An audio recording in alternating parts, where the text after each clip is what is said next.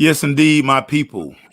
Friday Night Lights preview. We're back in the building. We didn't go nowhere, everybody.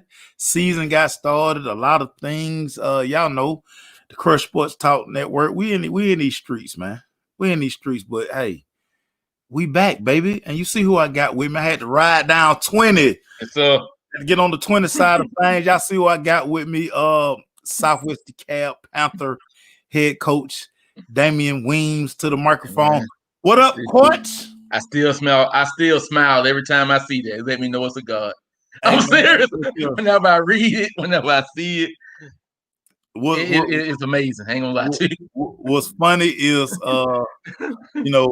sometimes I wish we could record like pre-show and like behind behind the scenes stuff because Yeah.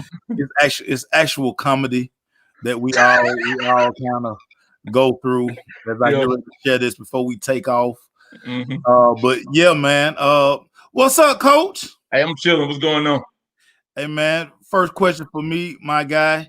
Yeah. You guys finally get the green light. Friday Night Lights in DeKalb County is finally about to happen. How excited are you? How excited are the kids right now?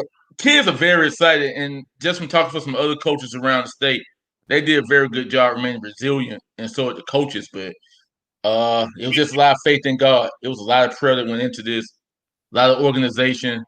I kind of had to stretch myself in some ways and kind of combine it with some other coaches, like Coach Pritchard, Coach Nash had done with it, and said, we got to come up with a plan for these kids. Right. We just really encouraging each other in a lot of ways, and it was good. I mean, it ended up being good for the kids. I think that I definitely think we're ready to play from a safety standpoint, from weight training and being able to hit it for the last couple of weeks. So I'm excited. I know the kids are really excited. How tough was it for your kids and really, coach, for your staff? Because I mean, listen, Friday Night Light, it took off, and you guys were kind of in a holding pattern where it was almost like, okay, how can I stress to my kids, hey, listen, we're gonna play, we're on track, but they see all of their buddies playing football. Yeah. You guys see your comrades, guys that we go to these clinics, guys that we talk to on a regular basis. They're game planning and playing, and you guys are still in the holding pattern. How tough was that for the kids and for you guys? It was really tough for the kids from a social media standpoint.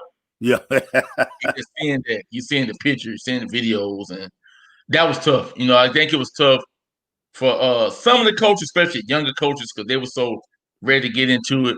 Yeah. But I just, kept the whole thing that God is sovereign. And I just knew at the end that, his will was going to, rule anyway. But it was a couple moments I was very anxious. There was a couple moments I really had to stress what to learn during this whole situation. And I kind of gave that to the kids. But, I just kept myself busy with some other stuff. I'm engaged now. So that was a lot of stuff we had to kind of talk about. I think our wedding is next April. So it's a lot of stuff, from that standpoint. Right. There was a lot of stuff. I have my own kids. I have my son that's in college that plays tennis, and he was kind of worried about the same thing because they've been having matches. And my daughter's in 9th grade. So it's kept my mind occupied on some other things. And I think it helped me to reprioritize a lot of things. So I think I just try to take the silver lining and all of that. Well, we're gonna talk 2020 Panthers. You're a defensive guy, so we're gonna start on the defensive side. You always say that, man. I mean, listen, you guys. Listen, so let me say this about all you guys, because y'all, you defensive guys really want to coach offense. Just like, listen, you couldn't tell me I want a defensive coordinator. I can go over and be like, man, look, I can stop that stuff. So I mean, it's all good. It's all good. Let's start in the trenches, coach. Let's talk about your front four over there at Southwest DeKalb. D-line's pretty good. We lost a couple last year, but we have some really good guys coming up from Torrey Jones.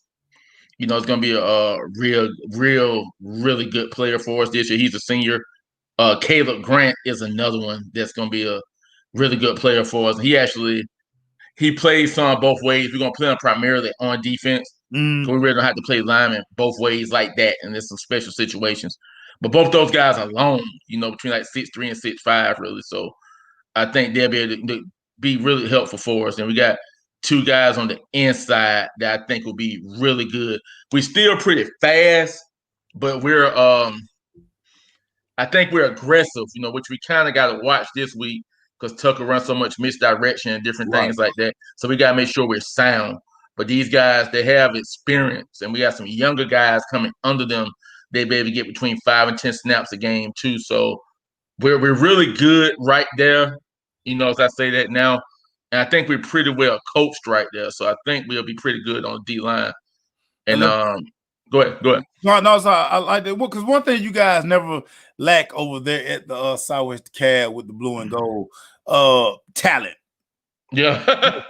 some things just don't never change. So as we move to your linebacker position, I know these are probably the guys like y'all done always had, long, speedy, they interchangeable. I mean, it's Southwest Cab, coach. Talk about your linebackers. Really good. Give me the Clayton Sanders sometime. Talk about your linebackers, coach. Pretty good. I think we're gonna be fine there too. I mean, I think we're gonna be able to run. We have a junior, senior, Anthony Lovett. We actually moved him from guard and defensive line to linebacker, and that's kind of a shout out to trainer Outlaw, because not only he did our weight training, he trained with Outlaw. And his whole body looked different. And he's more explosive. With Brand Outlaw, you're gonna look different. Without a doubt. He's a lot more explosive this year. I hope his mom is listening to this, but he's a very explosive kid. I think that we'll be able to really do a lot of things with him this year. He's going to be a pretty good one for us. We were then we have another 3-year starter also with Darren Nakwe Finley. We call him DQ. He's a 3-year starter, real hybrid kid, but he's going to be our Sam backer. And he can really run. And I think that as long as we play our keys correct, as long as we play a proper technique, I think we'll be fine again on defense. I think we'll be fine again. Another position as we move to the secondary, just a position usually at Southwest DeKalb, you have, man, these are the track guys. These are the burners that you guys always have. Lord have mercy. Y'all get on my nerves with this because it's just so much talent over there. Talk about your secondary Southwest DeKalb, coach. Secondary is going to be young, but they're going to be very good. In fact, funny story, we were giving out jersey numbers the other day. Oh, and we have a kid. He just actually texted me too, named Kentavious Key. Okay. So Kentavious Key will be wearing number 4. So I had to, we had to give him the speech first. So then I had to message Hassan. So Hassan Graham called me. I said, Hassan, we got a kid that he might play on Sundays, and if he works, I said I need you to call him once a week just to check in on him. It can be 5 minutes. Right. And you know how humble Hassan is. Hassan. Oh my God, he's too humble, man. He get on my nerves. No. Yeah. So I told him that. So that's Kentavious Key. Then we have a kid named Keontae Thornton, same way. Josh Taylor, they're juniors. We have a senior free safety, but those kids are gonna be pretty good. They're gonna be pretty good. Now, do the kids do they understand the legacy of when they put their 4 on at Southwest DeKalb, what that really represents? Yeah. We actually had a kid a couple years ago, and he was a good kid, Jamel Starks. But he gave number 4 up. He says too much pressure. He knows that. He says too much, y'all. Y'all ain't gonna do this to me. So I'm for real, man. So by the time I finish giving that speech and stuff, don't joke, man. You can't have this number. We were like, take that back. Listen, I still kid Hassan Graham about this daily. Hey, man, the dude with Mr. AJC, man, you could not pick up a newspaper in 88, 89, 90, and this guy wasn't a freaking cover boy, man. I mean, it made me sick sometimes, man. He lucky he my friend, man, because I was low-key jealous. I was low-key jealous, man. I can tell him that. Listen, I can tell him that now. I couldn't have told him that back then, but I wanted to fight him. I mean, I really want to fight this guy. I never seen the boy had ACL surgery in September and got faster. Yeah, exactly. He got faster. And that track season was still running under 22 seconds. And I told the boy that story. He said, in the 200? I said, yeah, man, the 200. He said, dang. I was there when he went 21-5, dog. Yeah. I was there, Yeah. and I said, you know what, man, it's time to go, man. Like, this is why I'm a baseball player, man. 21-5. I thought y'all something wrong with his knee. Yeah, exactly. It's amazing, man. Amazing, like for real. We're gonna move on, coach, because I'll be ready to fight Hassan again. Matter of fact, I'm sending a dirty text when we finish this up. Let's go offense. Let's start in them trenches. I call these guys big athletes, the big sexies. Like it or not, this is where games are won. These guys' names are never in the paper, but if you have a successful day, if you don't know these guys' names, that means they did their job. Talk about your O-line, coach. Really, the whole O-line comes back, and that's the first time I've been there. Yeah, the whole O-line comes back. So they call themselves Fat Lingo. Yeah, Fat Lingo. Where they come from? They made it up themselves. Like, Fat Lingo. They talk their own language. They work, man, and that's from Evan Scott, Josh Parks. Those are the tackles. Jonathan Yarbrough is the center. DeQuan Smith is the right guard. DeQuan Smith is a 3-year starter, and him and Jonathan Yarbrough, when they came into the 9th grade, we used to call them the Doublemint twins. They were just two, big, wide kids.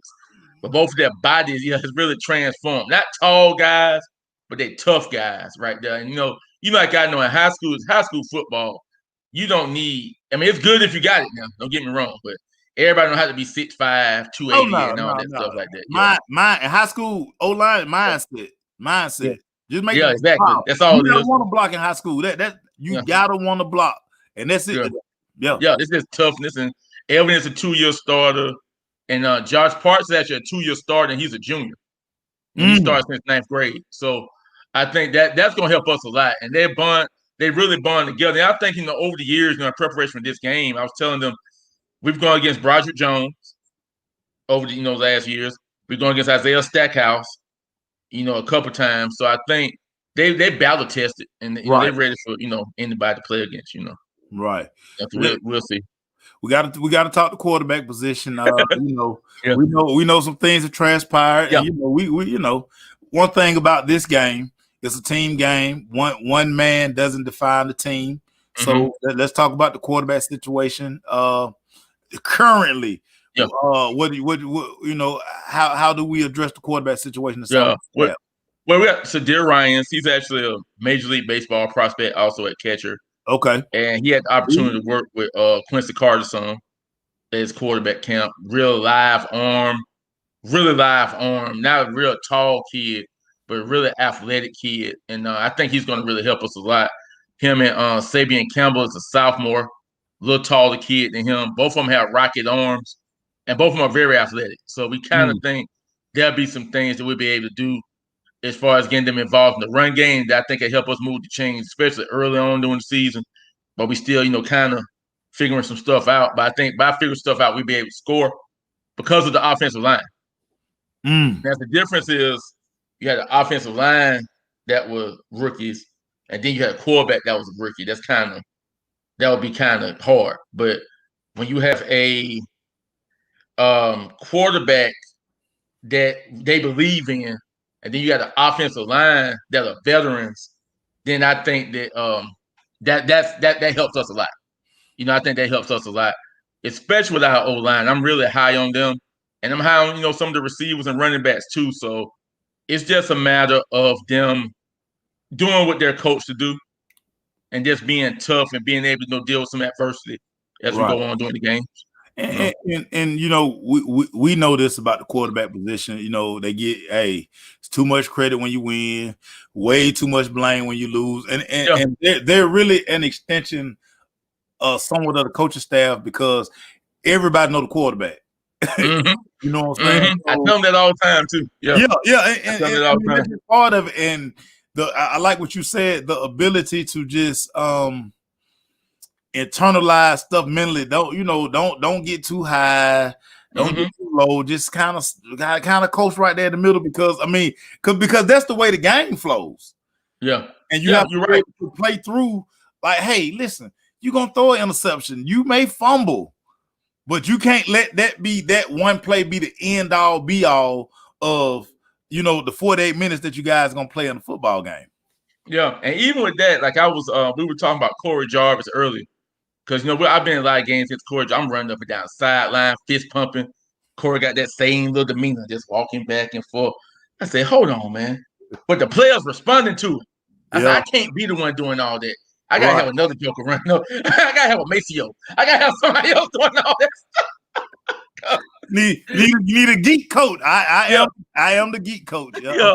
So I was like, I am the geek coach. Yes, but you got to keep that in your head because that's how your kids play so steady and aggressive. So and that's just that. And I think we'll be fine. Like right there, I think we'll be pretty good. Let's talk running back again, man. Skilled guys are not a problem on the east side of things, man. Yeah. Talk about your running back situation because I know you got some. You're gonna be modest, but talk about them a little bit. You're gonna be modest. I know you're gonna be modest. Okay. James Carswell, he's gonna be our main guy going to he's a rising junior. Billy Johnson, really high on Billy Johnson. Remember when Billy Johnson plays DB2. Really remember that name. Okay. He's a sophomore. He can flat out get it. Seriously, he's a CEP player, contract extension player. All right. He'll get to that second deal. Yeah, he's a sophomore. He's one of them kids. I talked to Trey Scott at Georgia, Rodney Garner at Auburn, Coach Knight at Georgia Tech. Because the kid has grades too. He's a really bright kid. I said, y'all better get on him. He winning. I said, y'all better get on him now. He winning. And Josh Taylor, he's a DB. He's a DB running back too. We'll play him there. And then we got another one of those guys, young guy, Ahmad Davis. And he's another one. He's a slot running back, and he plays corner too. And he's another one of those guys, CEP. Contract extension. And it's a couple of them. They're just young. They just ready to go. And I really hope that we can really get them loose because those some guys, they can make a difference in any game. Like all those guys I just named from James down, they can take it from anywhere on the field. We just got to set them. They got to just believe they can. And that's the only thing. That's the biggest thing with these kids, even coming back to Southwest DeKalb, was having these kids believe that they are the best. I told him yesterday, Muhammad Ali, he said he convinced himself he was the greatest before he started telling people. Right. And I tell these kids, don't let, early offers and social media propaganda not make you think that you're a great player. Oh yeah. That's big in these streets, dog. That's big in these streets. So of course we gotta talk about the best athletes on the field. These are the best athletes on the field, and everybody, I say this all the time because listen, wide receiver can turn around and play DB, but DBs can't turn around and play receiver. Why not? Because DBs are receivers who can't catch.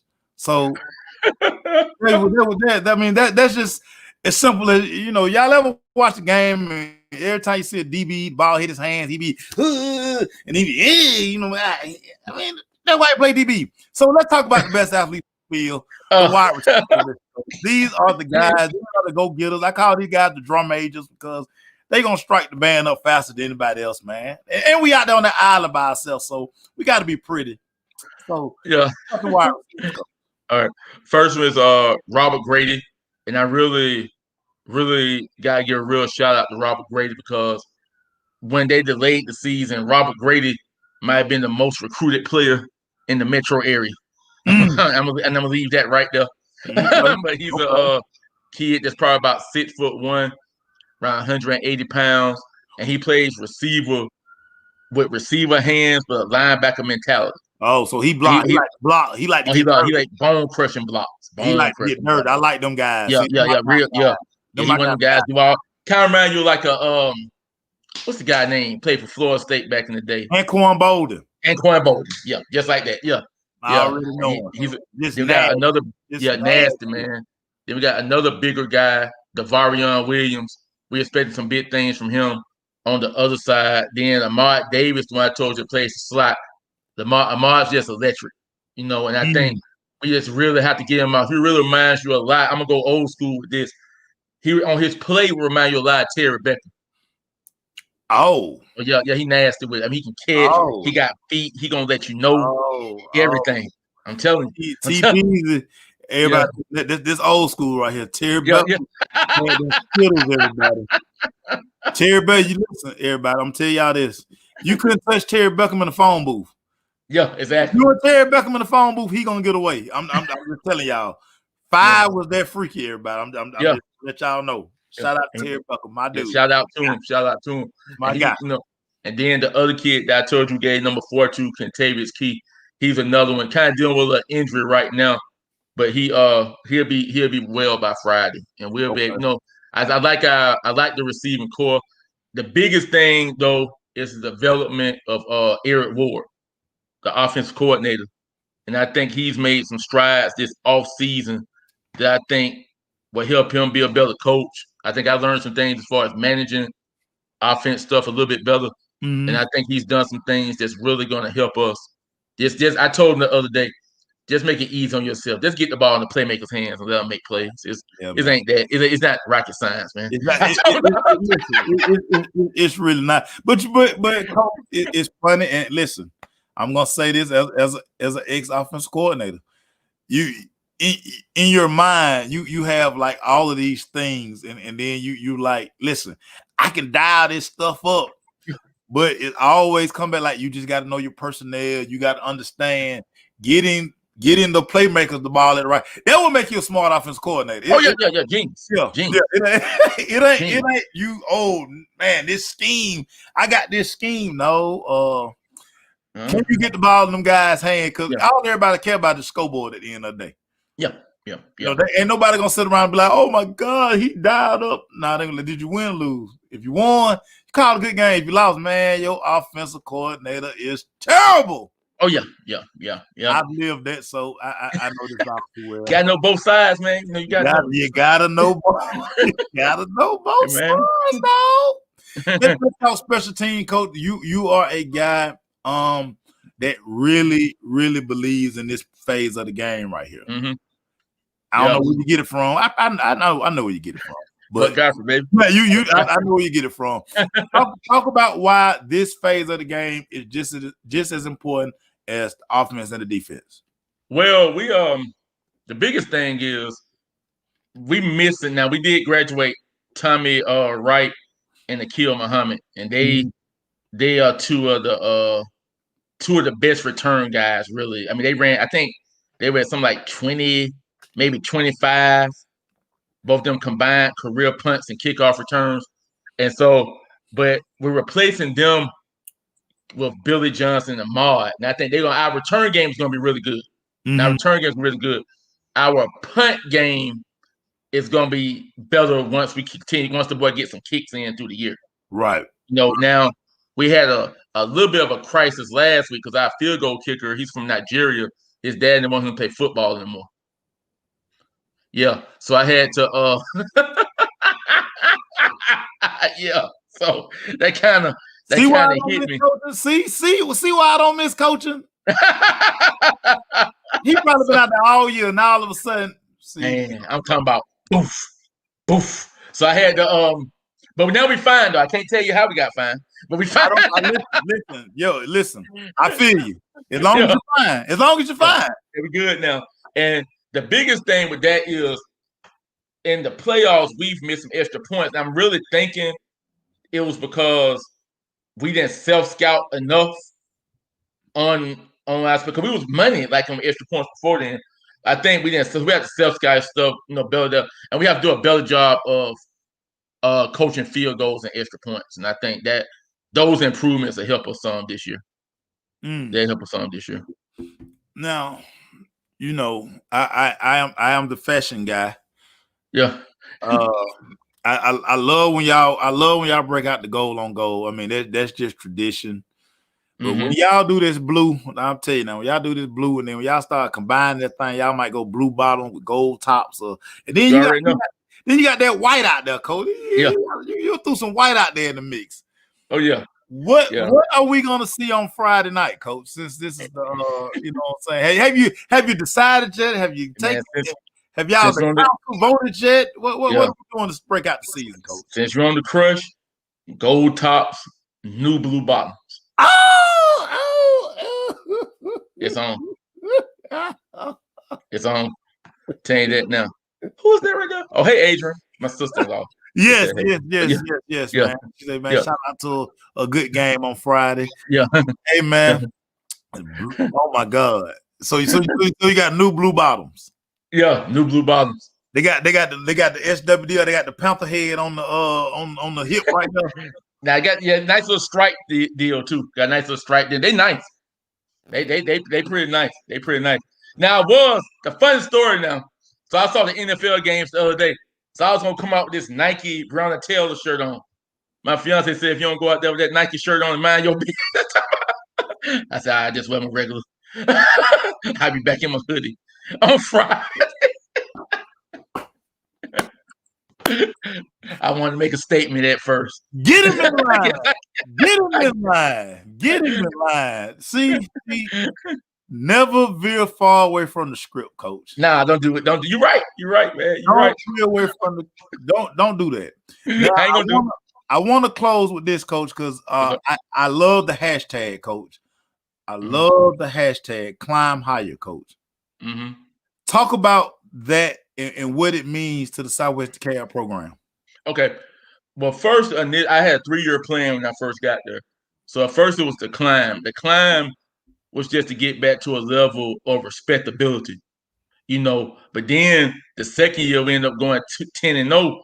So, you had to feed that machine. And so last year we ended up going 9-1, then 9-2 for the season. So I said, okay. I said we got to climb higher.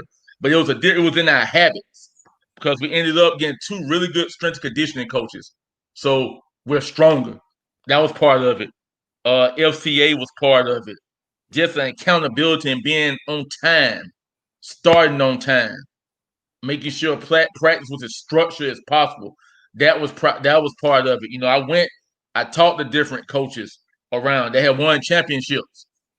I said, it got to be something I'm not doing, So I said, what can we do better? And that's what Climb Higher was about. And it was just like getting the most really out of what God gives you, and that's what the Climb Higher model was about. And I just took a thing saying a lot of that starts with me, and it was some things that I thought that I had to do differently just from a habit standpoint. And COVID slowed some of it down, but then we was able to start doing stuff like from a technology standpoint, like self-clinicking each other on Zoom, going to different clinics on Zoom. So it wasn't an excuse for nothing, what I'm saying, for not getting better. So the climb higher hashtag was like just taking everything to the next level, and even if, that wasn't seen as it should have in some ways, but I think the team really got it. And I think they just really have taken ownership of it. I love that, Coach. I love that. Last thing for you, the recruiting piece. Now, I mean, we in a brave new world with recruiting. Dead periods have been extended. I mean, coaches college coaches now, I mean, they're in season now, so they don't really have and listen, as complicated it is for us, it's just as complicated for them on their side. What are some of the things that you're telling your kids and your parents, just kind of calming the water? Because I know this is a scary time. Listen, every time my phone rings, I actually be kind of scared to pick it up, but I know what parents and athletes are looking for. So how has that been, just calming those waters? Just really trying to just assure them that for your child. And that's kind of like, that's a little bit cliche, but just really telling them, we're in constant communication with people. The players are, really in communication with people. And it's trying to really get them to make the best decision if they have a decision or a school they can choose now. And I tell them at the end of the day, it's going to be your transcript and your play. So when we were really good, some of our kids finished very, very strong last year academically, just seniors this year. So I think they really got the point of that. All they have to do now is just make plays. And I think they're kind of, at this point, they're kind of even and just really ready to, play well. Within the team, though, within the team. I think it's a real unselfish team, within the team. I love it. Hey, Coach, I always appreciate you taking time out of your busy day to hang out with the crush, man. You know, Emmanuel Glaze gonna probably be sending you a dirty text message in a day or two. That's just what Emmanuel Glaze do. You know that don't be me. That be Glaze. I be all Glaze with the petty stuff. Don't be me. Even though I'm the petty one on the show, that's Glaze with the foolishness, because that Glaze has expectations of those Panthers. You know, he think you guys are the Lincoln County of the East Side. You know, hey man, we just trying to get better, man. We just trying to lay that groundwork, and you know, sometimes y'all, you talk about good players. I say, yeah, sometimes we do, but boy, you weren't here when this thing first started. I'm just saying, y'all went, boy. I came out of the woo, boy. I mean, we got a lot of kids now. I first got there, we had 55 players in the program. Yeah. In 2017, and we're doing pretty well right now. Not gonna lie to you. Hey man, it's always a good thing when one of your own come back, because they understand the process, the method. They were there when it was great. They know what it takes to get it back to the greatness. I've told you this through your travels, man. Just keep doing what you do, man. You level headed, man.